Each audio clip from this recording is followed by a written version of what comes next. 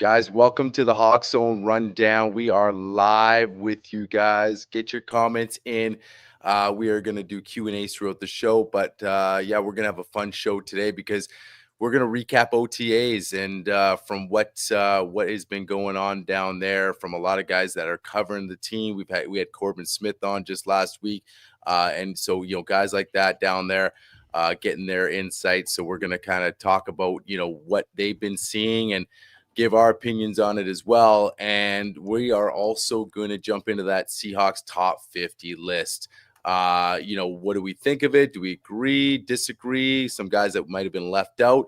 We're going to have some fun with that as well. You guys get your comments in on that as well. Talk about, do you like the list? Were there some guys off the list that you would have had on there and vice versa?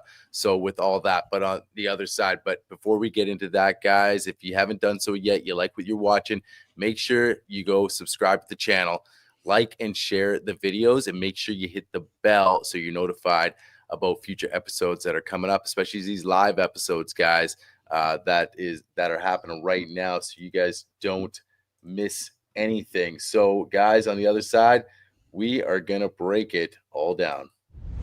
So y'all can sit here and ask me all the questions y'all want to. Don't you ever talk about me! Yeah, let's go. It's go time, baby. Here comes Gino, steps up, takes that shot to the end zone. It is Metcalf, 20. I'm just about that action, boss. You ready to go get it. You just like to do it. That's what it is. Off me. Nobody in the world can do Are you kidding me? Trying to do that. Pass is caught back in. Jackson Smith is jigged on. The surface gives it, rolls in. Throw it with Baldwin. Oh my goodness, he caught it.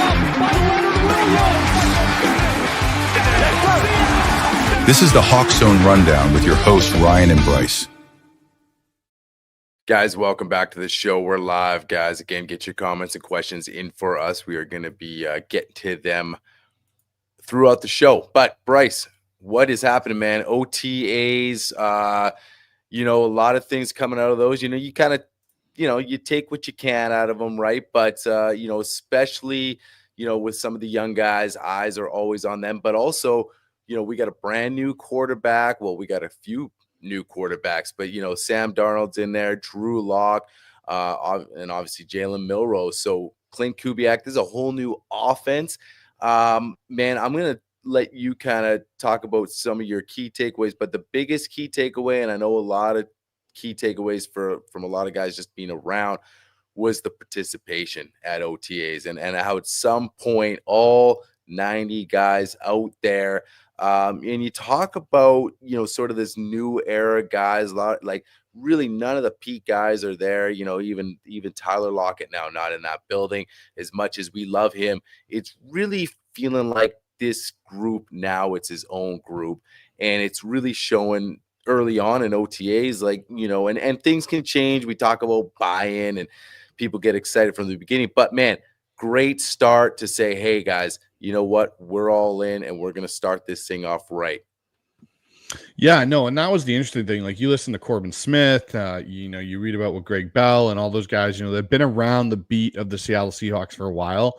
And the one thing, that you've heard is, wow, 90 players, all of them here. Like, 'cause remember, these are theoretically under the CBA voluntary. You don't have to be there. And you think back to when Pete was here, there were times Marshawn didn't show up, or, Earl didn't, or whoever, because they weren't mandatory and they were doing their own thing. And that was always Pete's thing. Oh, it's okay. We trust them. They're out doing their own thing. And it did work for a while. And even up until last year, DK was one of those guys that sometimes would be there, sometimes wouldn't be there. But your point right there, I think, speaks volumes, which is, hey, everyone's buying in now. This is a new era of Seahawks football because this is something we haven't heard of with the Seahawks, which is everyone being there. And this, I think, really drives home the point. This is Mike Macdonald's team now. Like, it really is. It's not, there's no carryover anymore. A lot of the guys that were that carryover are no longer here. And, I just look at it and I go, you've got a bunch of guys there that want to be there. And the big thing about OTAs isn't so much the hitting, because you can't do any hitting. You can't really do a lot of the things you normally do in training camp. It's about the camaraderie. It's about building that gelling of that team and those units on offense, on defense, getting all those guys together in the same place and getting them to know one another. And I think that's what you can kind of tell by this is this leadership group, whether it's, and one person I've heard of that has been mentioned a lot is Spoon.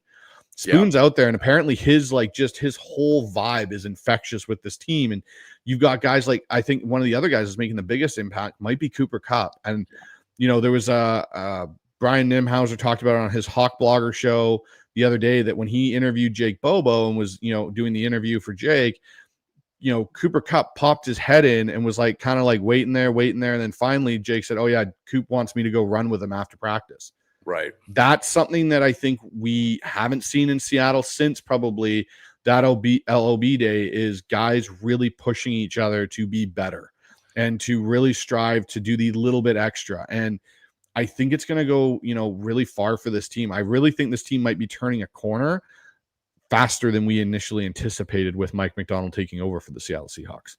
Yeah, and you know what? Those are things that just don't show up on stat sheets. You talk about analytics and all that stuff and which are part of the game, but you bring up Spoon and you know how big of a Spoon fan and believer I am, and it's the things that don't show up on the stats sheet. You could throw a pile of Spoon stats at me and I don't really care because I see what I see on the field and just the way he carries himself. The guy wants to win, and whether that's him or Ernest Jones, and it's just going to trickle down the list. Like you said, there's that resemblance to Sherman and stuff, and just the natural leadership that now he's kind of becoming, being in the year he's in year 3. And it's exciting. And that has an effect on the rest of the guys.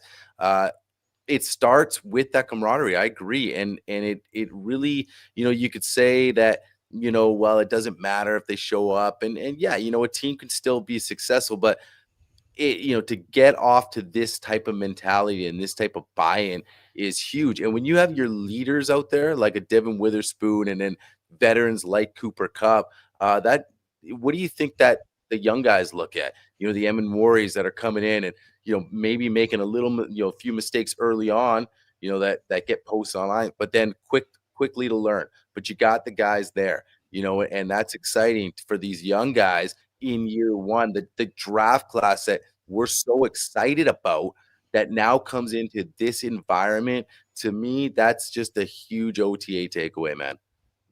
Yeah, it is the big OTA takeaway. And the other thing I think that, on another side of that coin, Ryan, is don't jump to conclusions off of OTAs. And I think that's one thing we'll talk about here too is, everyone is all over, the first day I think that the media was there and Sam Darnold threw a couple interceptions and everyone's going, "Oh, this is horrible. We didn't see Geno Smith do this in OTAs, blah, blah, blah, blah, blah." Well, hold on. Yeah, okay, that's fine. But Sam's also coming into a new situation. When Geno even became the starter in Seattle, he had been in Seattle up until that point for 2 seasons at least of being in a familiar environment. Sam Darnold's coming into a whole new situation. He is the guy. Mike McDonald made that very clear on 710, which I found quite interesting was the tone he had in that. People are trying to say, "Oh, well, he said the same thing about Geno at the combine when he was doing, things change."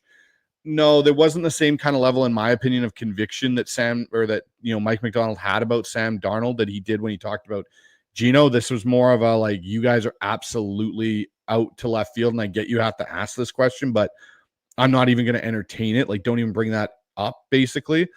But Sam's, situations where you got to look at the whole thing that they were doing. They were doing 11 on 11 and 7 on 7 work in the red zone, which, yes, okay, I get people are terrified of red zone interceptions. We had a bad spill of it last year with Geno, but you're also going up against a defense that has been together and is returning everybody minus Trey Brown versus an offense that you have a lot of new pieces on that are learning a new scheme. So the defense should be outperforming and more comfortable in certain situations than the offense. And you know what? If Sam's going to make mistakes, I'd rather have him make them in May and June than I'd rather have him make them in October or November when we're in the middle of a playoff push and he's throwing interceptions at that point. So if he is okay ripping it and letting it go and getting them out now, that's great because he's going to learn from them now rather than trying to learn from them at the end of the season. Yeah, no, there's too much. I think a lot of that is it's just hype because look, we're in a dead spell, right? Mhm. You're anticipating, we've had free agency now feels like, a year ago. The draft feels like long gone. So now we're finally the guys are on the field.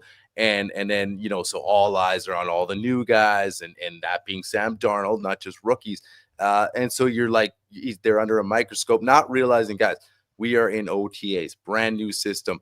Clint Kubiak, we're not hitting like it's just they're getting reps, man. Like make a mistake now.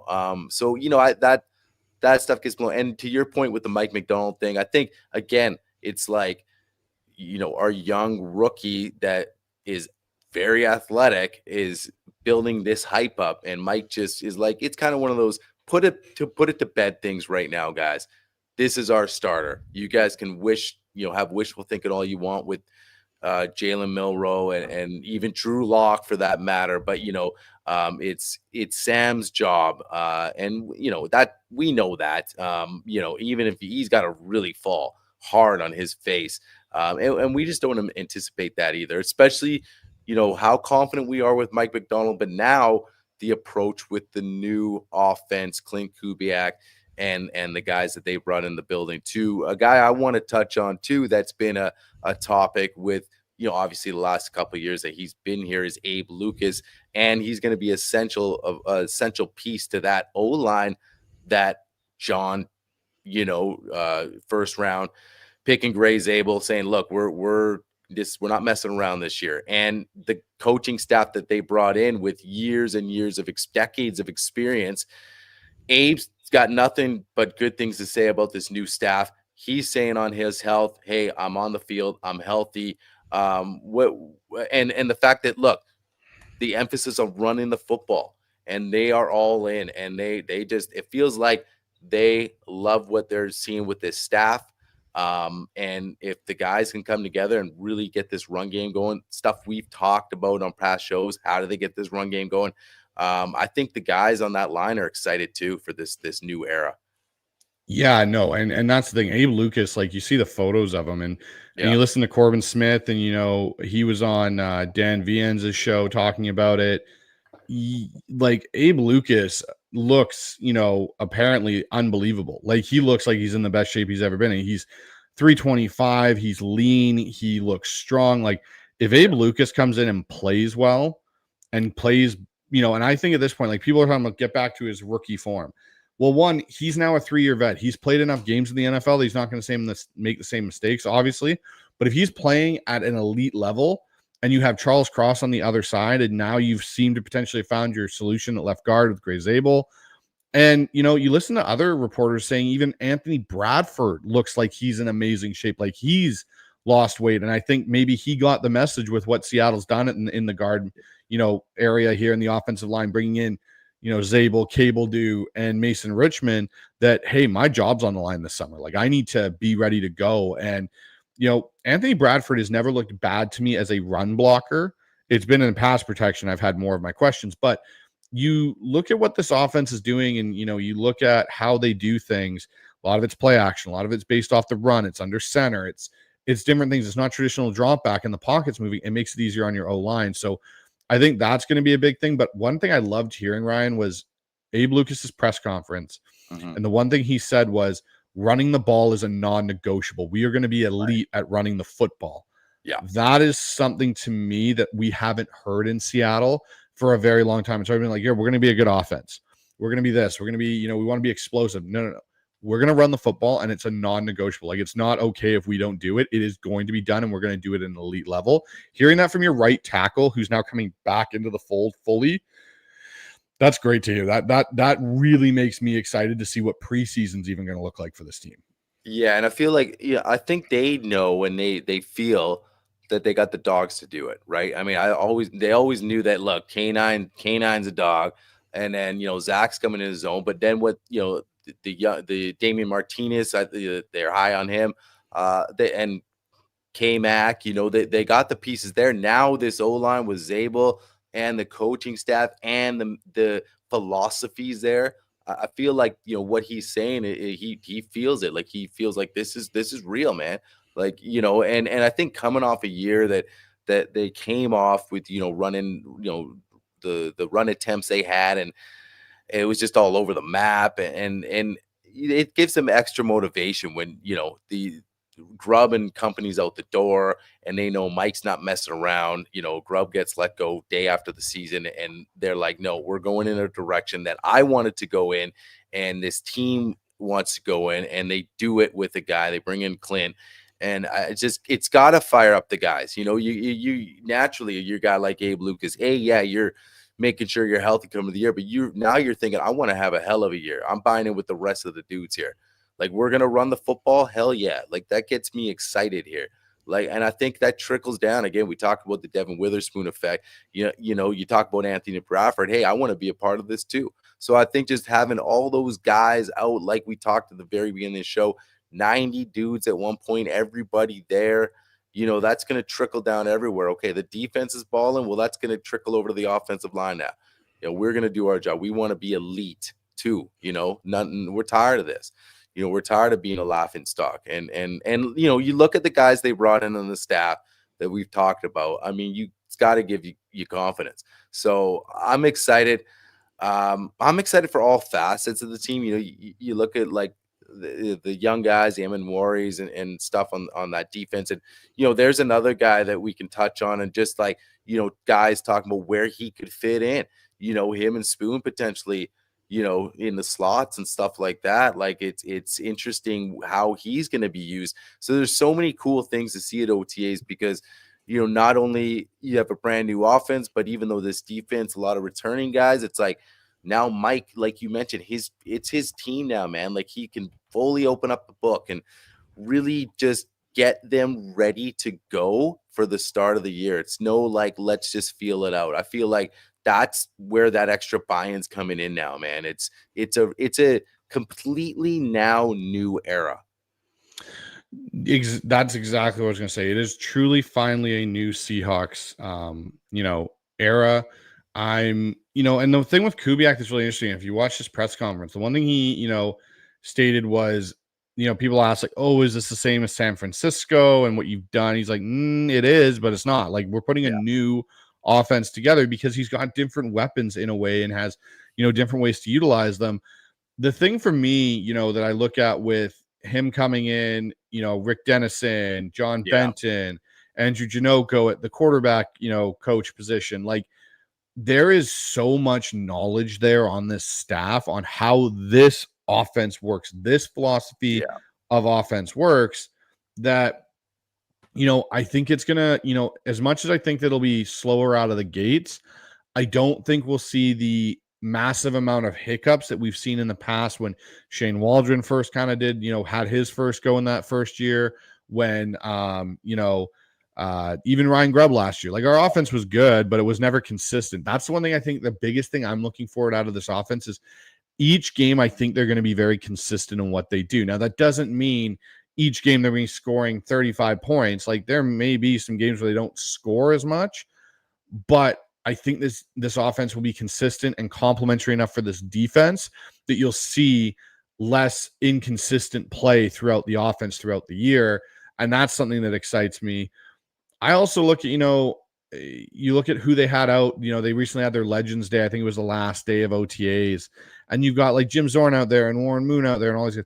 And guess who shows up? Clint Kubiak's father, Gary Kubiak's there. Like, the fact he is showing up to Seahawks camp to see what's going on and knows Rick Dennison and knows John Benton and these guys, like, that's a huge resource that is so unheard of, to have that ability to be like, hey, I'm going to call up one of the first people in my phone. Oh yeah, by the way, he's the guy with Kyle's dad, Mike, that built this offense. Like, I don't think some people realize what an asset that is, because we talked about it last year with, Corbin Smith and a bunch of other, Greg Bell, that, Ryan Grubb didn't have a book on NFL defenses or trees on how NFL defenses function.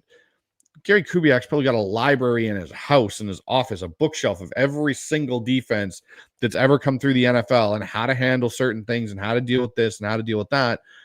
Those are huge assets. And, when you talk about some of these young guys like Nick Emenwari, like, you're already hearing out of camp just the freak athlete he is, what he can do on the field, and how they're allowing him to play that big nickel. And, one thing that was interesting, that I've read and heard is apparently a lot of the corners that we were, kind of worried about, whether it's, Josh Jobe, Charles, who they brought in free agency. I can't remember his full name, but we brought him in from the Saints.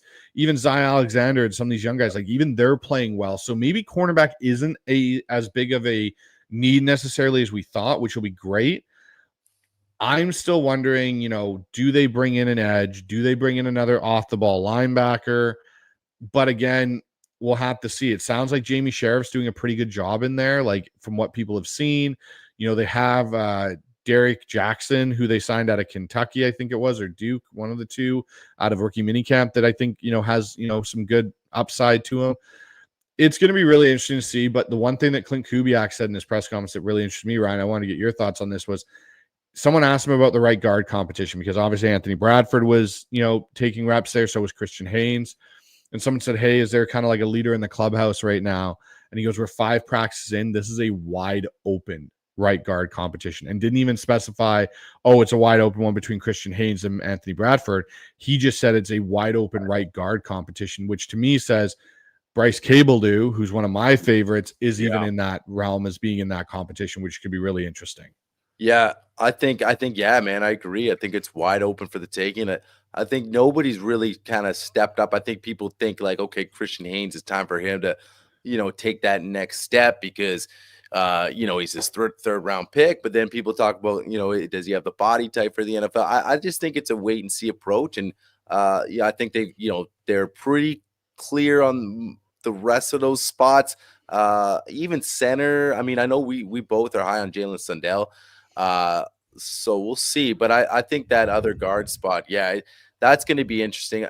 I just think, wide open creates competition. And I think that's what's needed for guys, Anthony Bradford types and the Christian Haynes types to say, listen, this is your shot. Like, how many more chances is Anthony Bradford going to get to stick around in this system? And, even a Christian Haynes, I mean, it's only going to be year 2 for him. So, I think you're always going to have guys developing, but I think there's higher expectations for him to go out and take the job. So, it's nobody's job.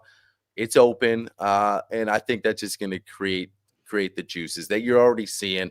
And it's just another position where, hey, go out, ball. We're not messing around.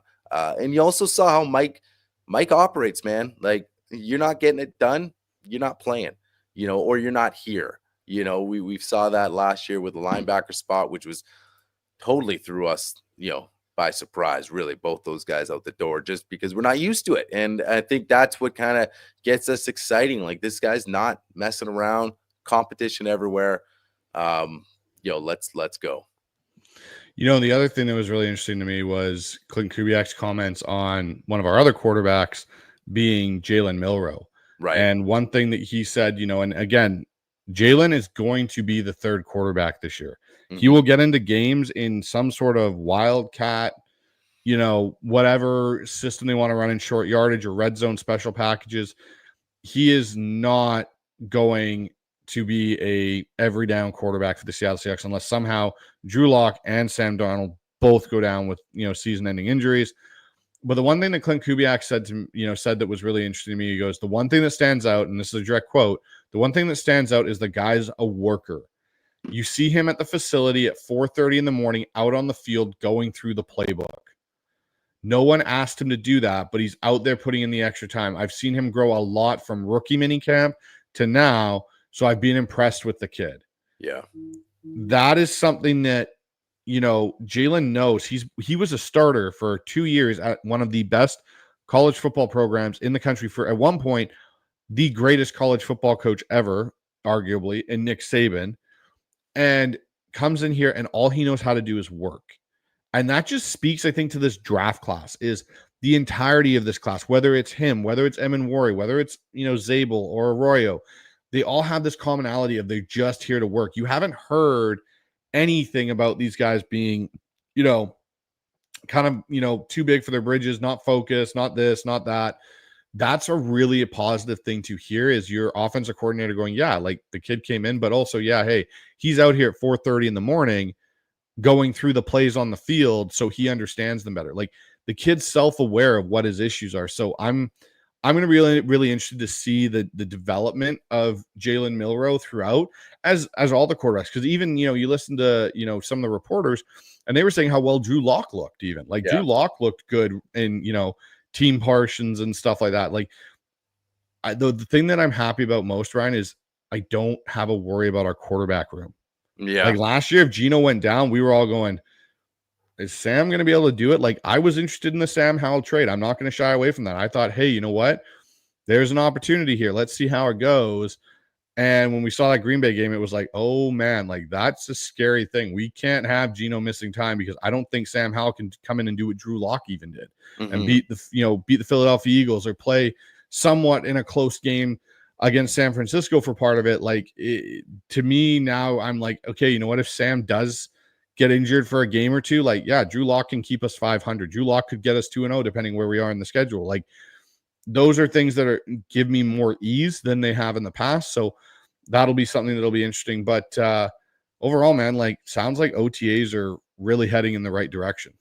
Yeah, no, absolutely. I think when you hear full participation, guys buying in, like those are just all great things to hear. So yeah, I mean, like you said, that you can take certain things away from them, like not particularly like, oh, we throw 2 picks, that stuff, you'll put that stuff to bed. But the stuff you look at is how the guys are coming together, working. You brought up Milroe, that's just another guy that's coming into this building with a certain mentality that he just has. You don't have to force that. You don't have to make him do that. And when you see that kind of stuff, that's exactly what you want to see out of potentially a future starting quarterback. And I even touched on, one of his first press conferences in Seattle and how right away you can just see the maturity with this kid, how he has his head on his shoulders, like a guy that is going to soak everything up, knows he's here to develop for a bit, and is going to seize every opportunity to learn and know that, hey, I have a chance here to be a starting quarterback at some point. And the work starts now. And you don't have to tell a guy that. And those are the guys that normally have success. And I'm excited about that. It's exactly what you want to see, and so I'm excited for this kid. Let's just sit back, let him do his thing and develop. And look, we talked about it before. I'm excited about this quarterback room because you just best of both worlds right now. We're still coming into the season having a chance to win the division, right? But we still have, potentially the future sitting there. So it's awesome stuff, man. I'm excited again. It's OTAs. So you break it down how we just did and looked at it. And but yeah, great stuff, man. Yeah, it should be exciting next week because they have their mandatory mini camp, which you'll see a little bit more. We might hear a little bit more. There should be some more interesting things. So, no, it'll be good. But switching gears here, the Seahawks brought out their all-time team this week, and they slowly released it, over points. You kind of saw it, and we'll bring it up here on the screen here for everybody. So I'll bring down that banner so it doesn't block anyone's view. But yeah, the Seahawks brought out the 50th season. They're going to do their all-time team, top 50 players that made it. And it's an interesting list, Ryan. Like there were guys on this list that there you go, sorry about that, but there's guys on this list I don't know if I would have put on this list. And then there's guys on this list that didn't make it that I was like, they should have made this list. Like it's very, very interesting to me to see who made it, who didn't, because a lot of it was fans' votes, right? Like fans voted on this. So that's just an interesting thing to me on, where this all kind of shaped up, how it shaped up. But what were your thoughts on this, the all-time top 50 players in Seahawks history? Yeah, I mean, the list is interesting. I know you and I touched on before we came on with the kicking situation there. I mean, I know people sometimes just kind of like, well, what are you guys talking about kickers? But it's they got a couple of punters, right? So, but that was interesting. I love the fact that Spoon's on the list. Just again, a testament to him only being on the team a short time, but already emerged as a leader and a game changer. And again, like we've talked about Spoon as far as like, okay, maybe not showing up on the stat sheet early on or this and that, but he's a guy that we talked about that, if he was around when the Legion of Boom was here, he would just, he's a different type of player, but I feel like the mentality of that guy. And we talking about Sherman, and I just feel like fans recognize that. Like you know what you have in this guy, and he's making the list. So I love the fact that he's on it. And then of course, the Averill and Bennett's, just the run of the Legion of Boom. Yeah, I mean, you can't argue that. Then you're going back to some of the old school receivers. I'm not even talking about large, but like the Blades and guys like that. So you're just showing the talent that is really come through this building in each really kind of era. It's awesome. I mean, look at our linebacker room, right? And Chad Brown, Lofa, and then obviously Bobby and KJ, like just some really, really good football players, and all on our team. So I thought it was great, man. DK on the list. Of course, you got Russ. Anybody particular that's not on that list that you were surprised about? I was surprised Joey Galloway wasn't on this list. Right. Yeah. He's one for me that really was kind of surprising he didn't make the list. When I looked at the, corners and stuff, like, I'm just going to bring it up here because I'm trying to remember all the guys and exactly their positions, but like it was interesting to me. Like you looked at it and you kind of went like a kicker. That was one thing that was surprising to me. Like, yeah, I thought for sure we would have seen some sort of Jason Myers, even Steven Hauschka for sure, like Hausch money and being Super Bowl, Josh Brown, like Olindo Mare had that streak at one time or another.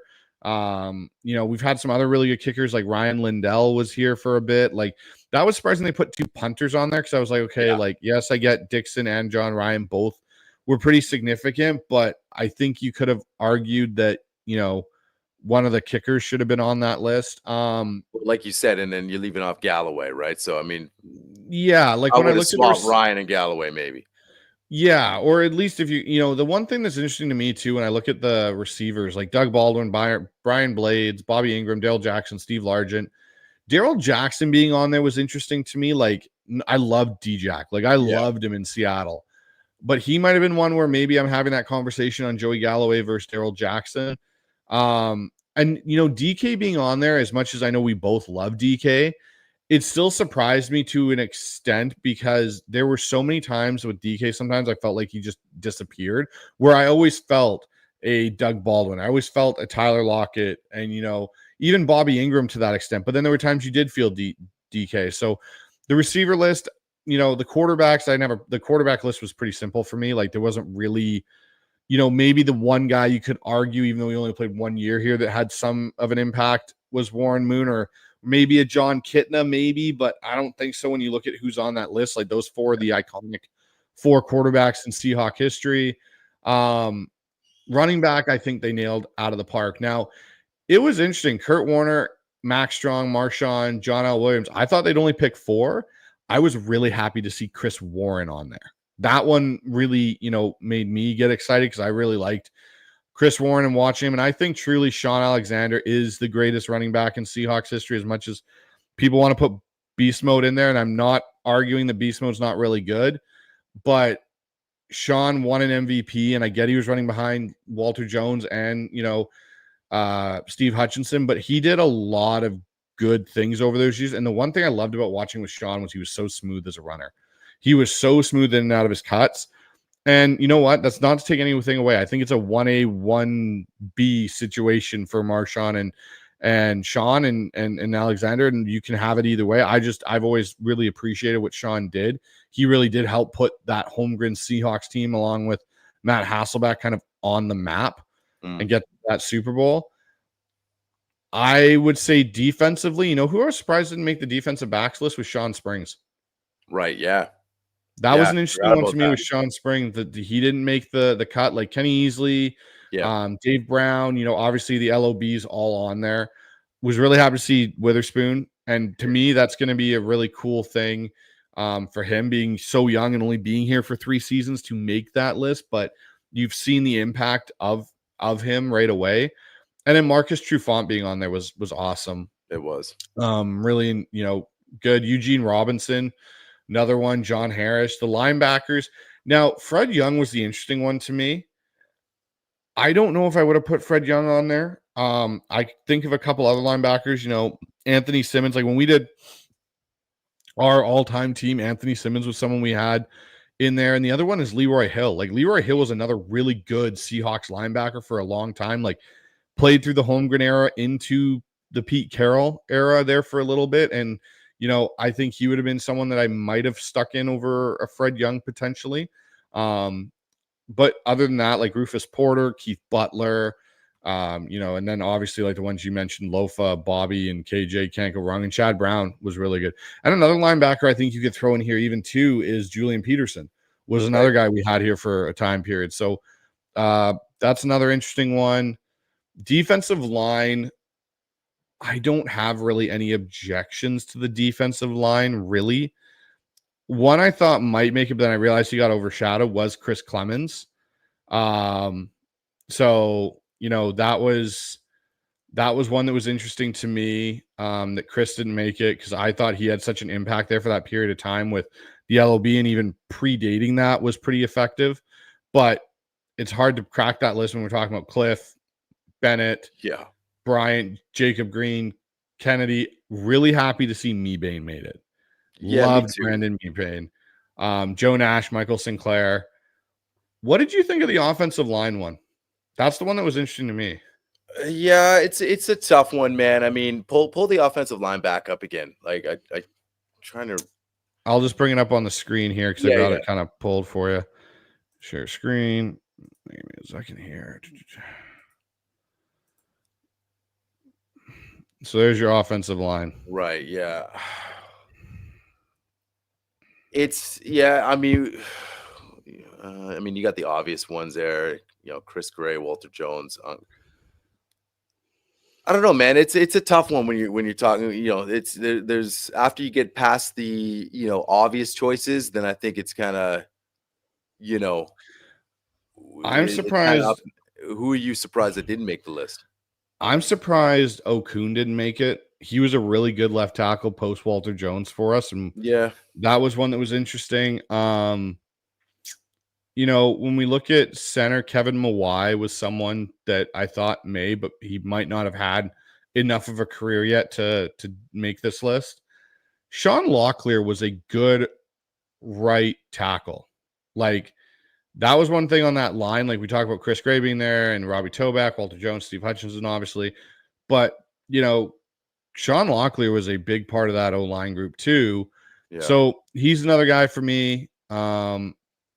It was interesting to say the least out of that grouping, but it is what it is in that regard. And, I'm okay with that. But overall, like when you look at what they did, it's a pretty solid grouping, I think, of a 50. Like, we're talking like 50 players for 50 years. Like, you got a lot of guys across that board that were pretty, important to the Seahawks history.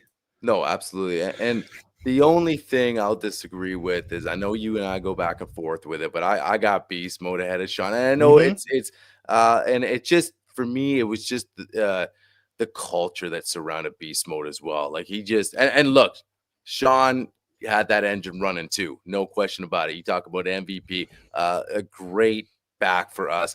And I'm not even arguing. I'm not even going to compare offensive lines. Like, I get, like, people can say, well, it's, I'm just talking about beast mode with everything else that he brought to the table.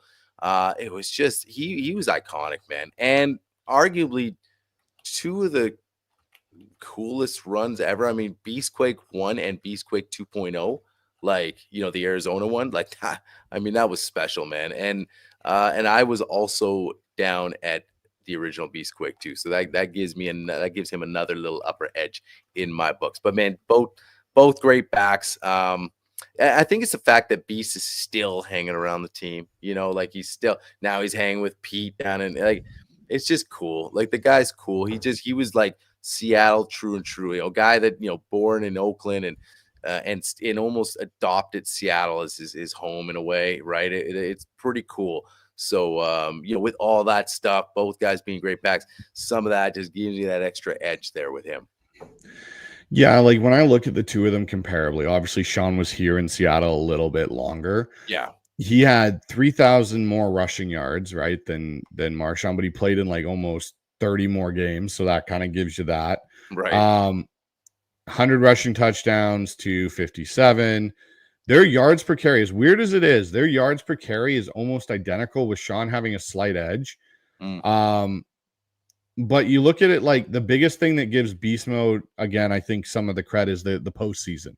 He had 12 postseason games, and a lot of his impact was felt in the postseason to an extent. Like he had 1,000 yards to Sean's 5. Like 500 yards for Sean, 1,000 for beast mode.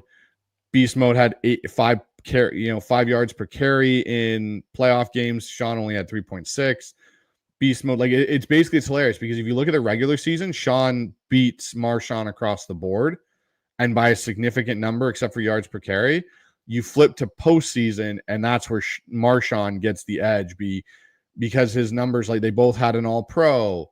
They've got Marshawn's got the Super Bowl ring, Alexander's got the MVP award, and they're almost identical in Pro Bowls. Marshawn's got 4 Pro Bowls, and I think one of those came with Buffalo, and he's got 3, and Alexander had 3 Pro Bowls. Like Alexander did a lot of damage, more so outside of his 2005 season rushing statistically. It was his touchdowns in 2005 that got him his MVP. So, of course. Who do you think ultimately was the fan favorite though? Like, I mean, I think if you're going fan favorite, I think you're going beast mode because of his endearment to the fans and the way he fit the team that we were at that point with the LOB, and that Sean wouldn't have fit in that group. But then you look at what Mike Holmgren's teams were in the early 2000s; they were built off the offense, and it was, how do we move the ball? And it was the offense driven team, and people forget, even though they went to the Super Bowl, the 05 defense was pretty good. It just wasn't as good as what the LOB was. And that was, and that's its own right. But that offense that we had that year, and in those years with Mike Holmgren, with, Sean Alexander and Matt Hasselbeck and D-Jack and Bobby Ingram, like those are some really great offenses that I think get kind of forgotten about because we saw, the Russ and running around and stuff. Like, to me, Matt Hasselbeck is still my all-time favorite Seahawks quarterback. I love what Russ did. I love that he helped us win a Super Bowl. But Matt Hasselbeck, to me, is still my favorite all-time Seahawks quarterback. Well, and you talk about his style and that offensive line and running the football, exactly what we touched on the beginning of this show, that this new philosophy and how guys are fired up to, there is no negotiation. We are running the football. Man, hopefully things to come, sort of like, the way they did it down back then. But let's get to but overall, awesome list. I mean, it's lots of greats, man. But let's get to a few Q&As here. We got a few coming up here. What's up, everyone? Ian Victor, what's going on, Ian? Appreciate you coming in on the show. Ian's always hanging out. Hit the like button, subscribe, and the notification bell. Also, keep the comments about the topic that is being discussed, please. Okay, awesome. Thank you, Ian. He comes back with another one. What's your guys' opinions on Brady Henderson's comment on Brian's channel earlier today? And I like the buy-in from everyone. We touched on that earlier. I was on the trade for someone league. Now I'm out on it. So probably getting someone in here. I guess he's talking about now he likes the group. Did you get a chance to see Brady Henderson's comments? I haven't seen it. I think he was talking about the 2020 draft class, and they were talking about like who's going to be kept, who's going to get extended. And, when I look at that class, my own personal thoughts on that class, if I bring it up here quickly. 22, you mean? Yeah, 2022 draft class. Yeah. So, like, you got Charles Cross, Boy Mafe, K9, Abe Lucas, Kobe Bryant, Tariq Young, Bo Milton, who didn't even make our team, so he's not even here, and Tyreek Smith. Exactly. This may shock people. I have 3 names on that list that I'm extending. Well, one you're not even extending this year, and that's Charles Cross because he's going to have the 5th-year option. I'm depending on how he does this year. Abe Lucas is definitely in that conversation for me as an extension candidate for sure. And I'd probably go with Kobe Bryant as the other one. I don't know if I'm sitting here extending K9 and Boy Mafe right off the bat, because I think edge is going to be an area Seattle will attack in the draft next year and maybe even in free agency. So it's going to be interesting. I'll have to, you know what, Victor, I'll have to watch Brady's thing tonight, and I'll get back to you on, our next show and give you kind of some feedback on that. But it's an interesting draft class because you're really talking about, and like Reek's another one. Like Reek's whole season is going to depend on what happens with him. Big season Yeah. for Reek. Yeah. Who decided the top 50 list? It was fans, to my understanding, Dogzilla. It was a fan voted thing. They did it a while back. I think they did it through social media on Twitter and stuff. You clicked who you wanted and they did a whole thing for it. That's how I think it was. And I think there was some input from the organization itself. Like there were certain criteria that had to be met for the players to be put into the actual voting process. I'm not sure what they exactly were, but I think it was pretty much driven by the fans. Yeah. And then this one here, Ryan rocking the stash, Robbie Utez competition. Yeah, you know what? I just started doing it, and I'm kind of getting a couple of compliments on it, and also the wife hasn't told me like to shave it or anything yet. So like I haven't, so that hasn't been an issue either. So I don't know, man. It's summertime coming. I mean, I just feel like doing something different here, but yeah, so far it's working. So. But Well, maybe when we're down there for a training camp at one point, Ryan, we'll have to get you and Robbie Oots in a picture and see if we can make that work and see who's got the better stash. That's a great idea. Yeah, let's do that. Here's a funny one by MWM, who's always in the comments. Jermaine Ifedi didn't make the team. I'm devastated by that. So devastated he didn't make the top 50. I'm me as well. And here's another one coming right back. Was Chris Carson snubbed? That would be a shame. Yeah, you know what? Hey, I love Chris. So does Bryce. It just comes down to 50 grades. And I just don't think he was here long enough. The injuries piled on with Carson. But there's an example of a guy making an impact with the fans. And, because of his style of play, and I really think that it's a shame that he got hurt because we loved him here so much and he was effective on the field when he was healthy, man. No, and that's exactly how I feel. Like, and you could even we talk about different running backs. We have Ricky Waters was another one for a time period here in Seattle. He was pretty impactful when he was here. I don't think he was snubbed. I think it was more of Chris Carson didn't do enough to meet the criteria. So I love Chris. I wish Chris had played longer. I think, and there's another running back I wish had played longer, and that's Thomas Rawls. If he hadn't gotten hurt, man, who knows? That would have been a whole nother conversation. If Thomas Rawls doesn't get hurt in that Baltimore game, maybe Seattle's run game never does go through a slump. And, it's an interesting thing. But Ryan, here's one last one. Yeah. Kick-Up's got who's the biggest snub out of this list? Who's yours? I mean, we touched on a few guys already. I'd have to probably go with Galloway. I think that for me, when you brought him up, and I was thinking the same thing, and a couple guys that were on the list. For me, and that quick answer would be Joey. Yeah, I'd have to go with Joey or Sean Springs for me. Those are the two guys that I immediately, when I saw the list and was kind of surprised neither one of them made it. Those were the two guys that popped into my head of like, hey, who would I like to see on this list? And I think deserved it potentially was Sean Springs and Joey Galloway for sure. Yeah. No, awesome. Guys, good stuff. That is anything else? No, fewer Q&As. I think we're pretty much wrapping up unless you want to take anything short else. Live show today. Short live show, guys. Well, we're pushing almost an hour, but guys, we appreciate everybody coming in on the chat. The weather is at least where we are, and you guys, Pacific Northwest. If you're in like Arizona, it's always hot, but the weather's getting nice. Summer's kicking around, so we appreciate everybody coming in and spending some time with us. But you know what? We are going to keep the ball rolling. We're going to keep bringing guys in. We got Brian from Hawk Blogger coming on the show. We got Corbin Smith is going to be back on the show real quick. because he is right. He's boots on the ground, guys. So we're going to get his insight. And it's just some other great guests that are going to be continuing on. We're going to be taking a little hiatus next week, guys. So, nothing probably next week, but right after we're right back in the mix here. Just keep bringing you guys this content. But guys, if you're watching right now and you haven't done it, just make sure you go down and subscribe to the channel for us, guys. We really appreciate it. It really helps with the channel and allows us to keep bringing you guys this content. So Bryce, any final thoughts here? Yeah, guys. Obviously, get ready for the show with Brian Nimhauser from Hawk Blogger. He's going to come over. That show will be out the week of June 16th. So make sure you guys have your notifications clicked so you don't miss that episode. And then as well, guys, don't forget, become a member of our YouTube page. That's really helpful.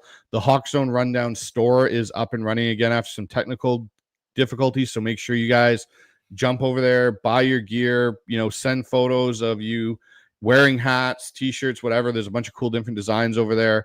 But yeah, guys, we're going to keep bringing you guys the content you've been asking for. And if you guys have any ideas or anything you want us to touch on, feel free to hit either one of us up on our Twitter handles. Give us a shout there, or post it in the comments on the videos of different topics you'd like us to touch on. Can range from anything to over the next couple of weeks when it comes to the Hawks.